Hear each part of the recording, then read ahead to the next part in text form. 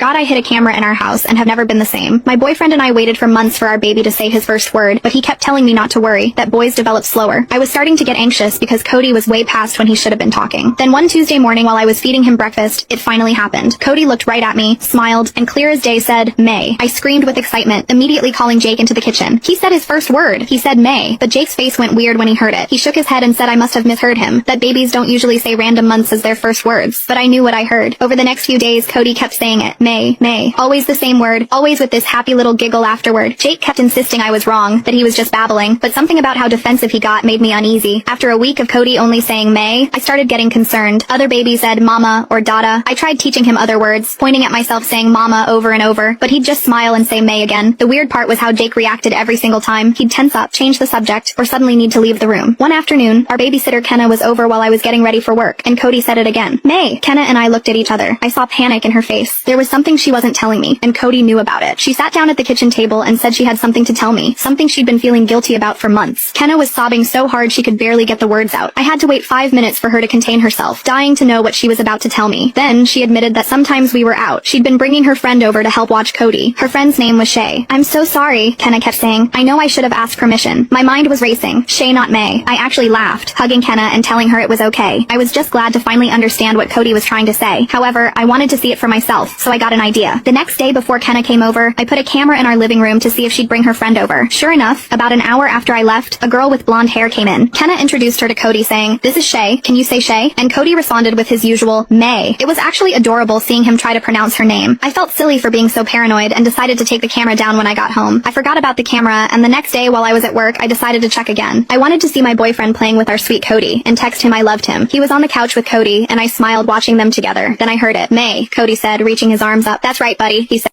Scan the QR code to enjoy the wonderful continuation for free. New users will also receive additional rewards.